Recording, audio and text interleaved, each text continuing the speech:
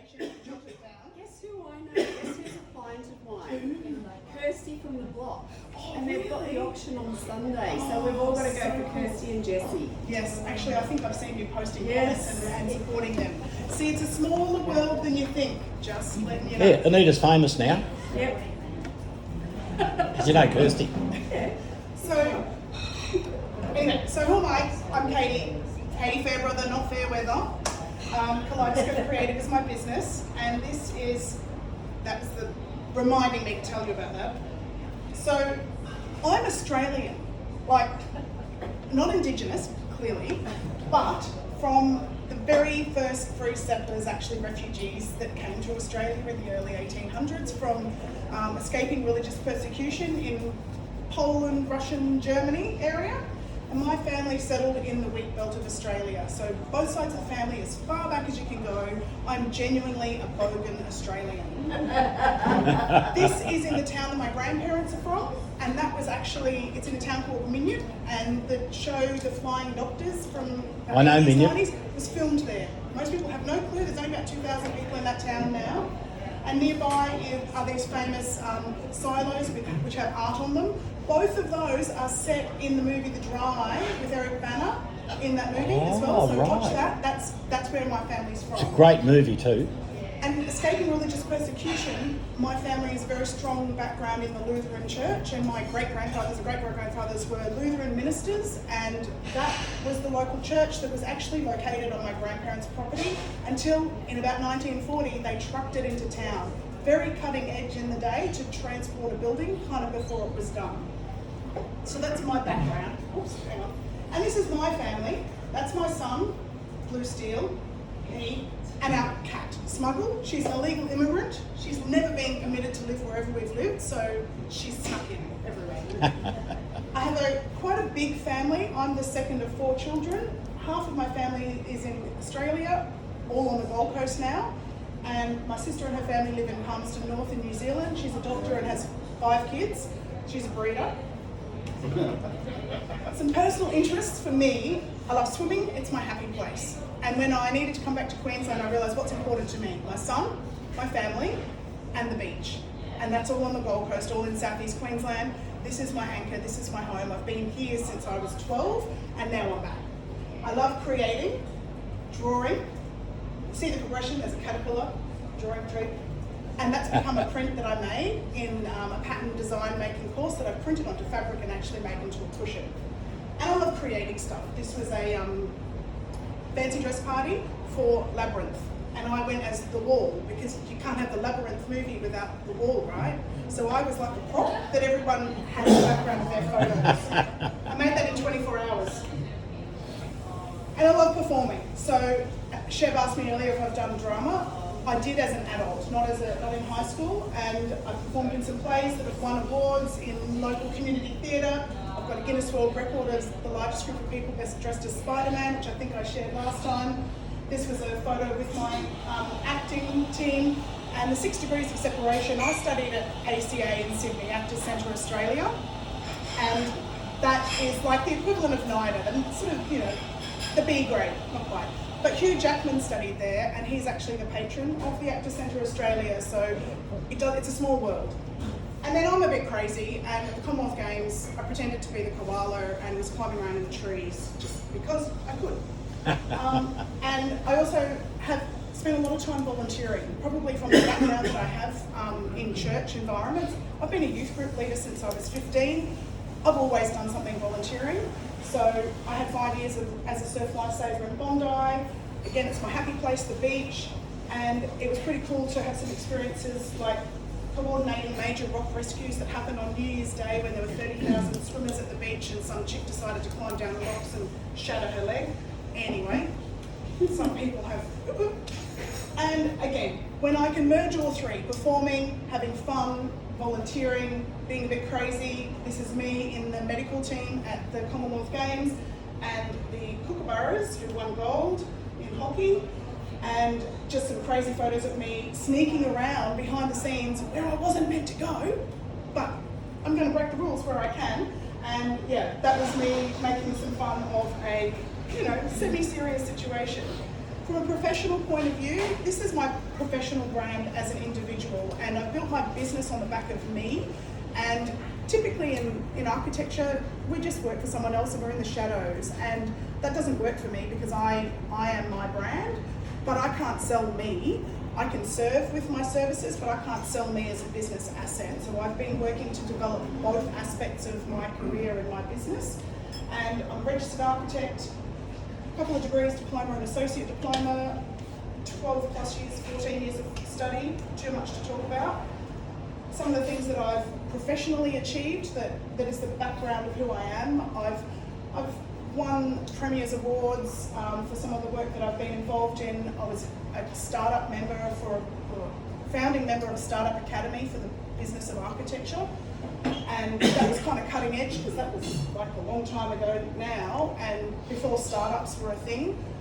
And you know, boosting female founders, I was shortlisted for last year as well. So I'm very much in my professional position, advocating for women in business, women in architecture, women who are breaking the mold and doing something differently.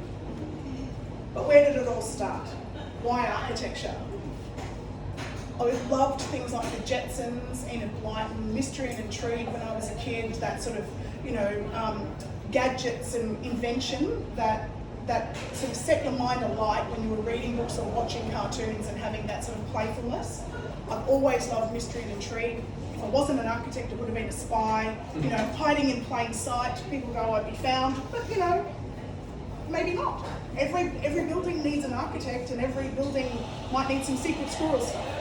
And I've always liked patterns and colours and textures and form. And it's a bit hard to read there, but I actually dug out my drawing portfolio from high school. I did 5 years of tech drawing before I even went to higher education.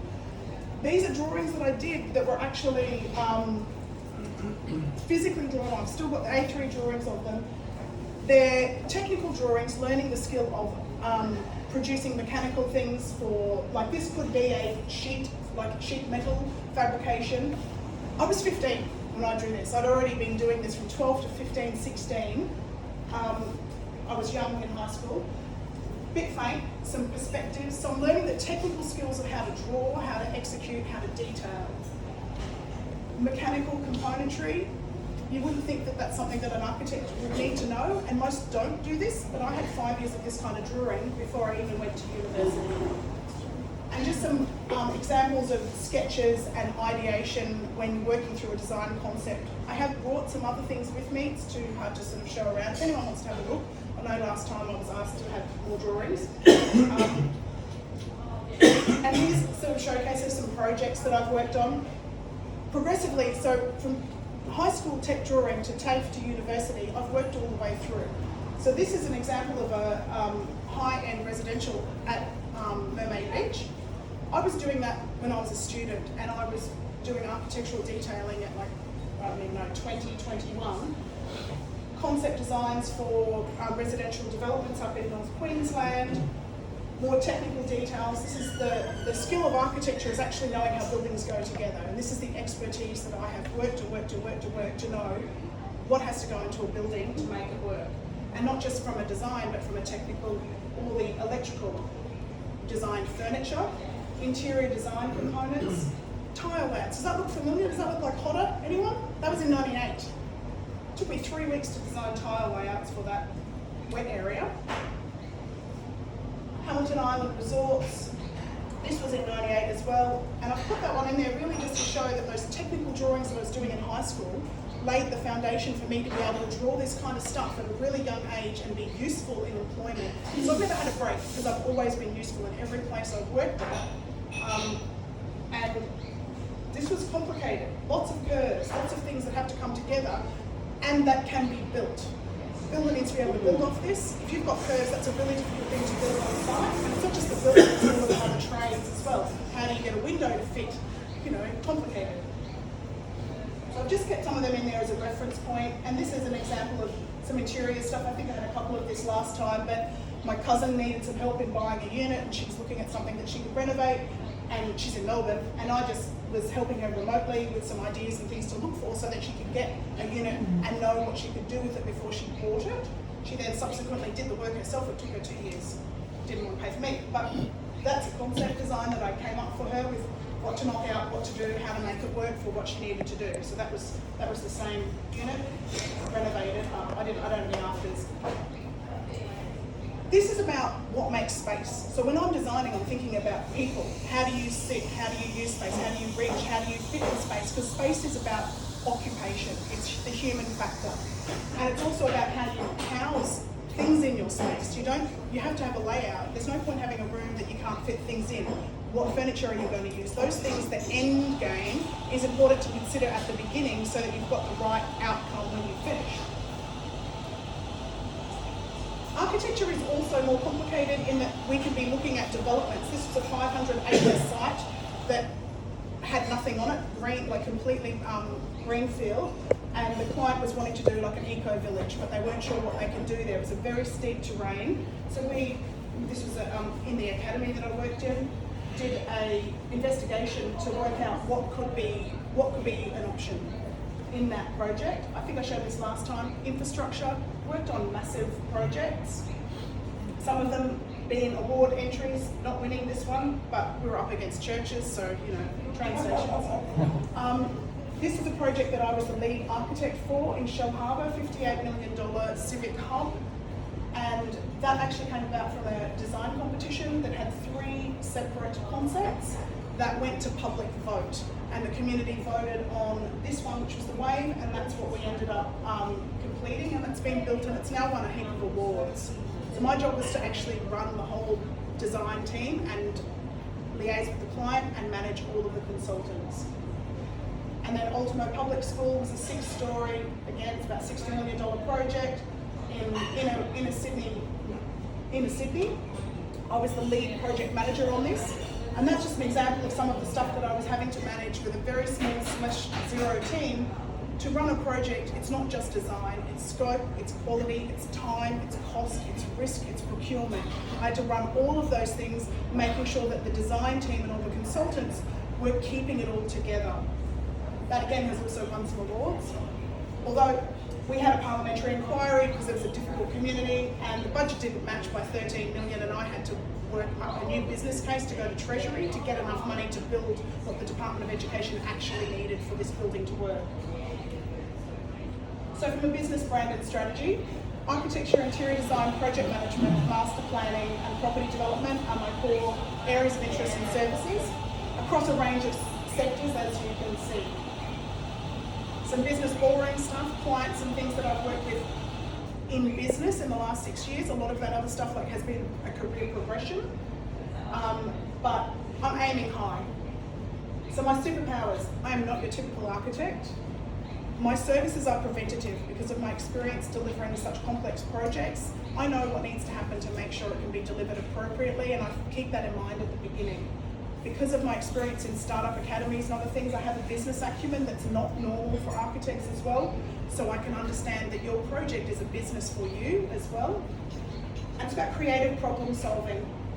I have a framework that I use for making sure that there's no gaps in your brief, and that follows the SCOPE acronym, which is my trademarked formula: strategy, context, operations, people and elements. And if you cover all of those things, you'll have a brief that actually can be delivered appropriately, and you won't have $13 million shortfall on your education project if you follow my formula at the beginning. But we're so serious, really quickly. So I'm about fusing the best of the best in the stars, playfulness and inventiveness, and mystery and intrigue. And this is where the 6 degrees of separation comes in. I'm looking for high net worth individuals, high profile clients, and A-lister celebrity would be my ideal penultimate client. So I ask you, who do you know that knows someone that's that kind of client? I would love an introduction. This is a long game for me. I'm looking to position myself to be Australia's best architect that happens to be a female, the go-to celebrity A-lister architect. Why not? I'm here.